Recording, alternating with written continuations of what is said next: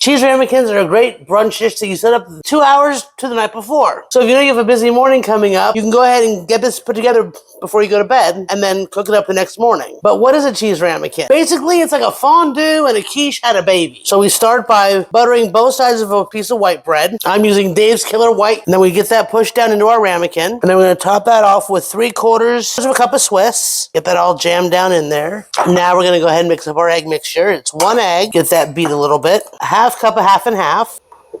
Give that stirred a little bit. 1/8 cup of a dry white wine. Your dries are your Sauvignon Blanc, your Chardonnay, your Pinot Grigio. A dry white means that all of the natural sugars have been fermented out. It gives it a good crisp flavor. The opposite of a dry would be your sweets, such as a Moscato or a white zit. Then a little dash of salt. 1/8 teaspoon of dry mustard. Get that stirred together. And now we pour that over the cheese. Let it soak into that bread. Little at a time, just let it get in there. Let it sink into all those nooks and crannies. Then once you have all that on top of your ramekin, you're going to grab about a tablespoon of green onion, sprinkle it on top, and then we'll get this wrap and put it in the fridge for, like I said, 2 hours overnight. That egg and wine are now all soaked into that bread. So in an oven at 350 for 20 to 25 minutes. And there we have it, one beautiful cheesy ramekin. And just look at that.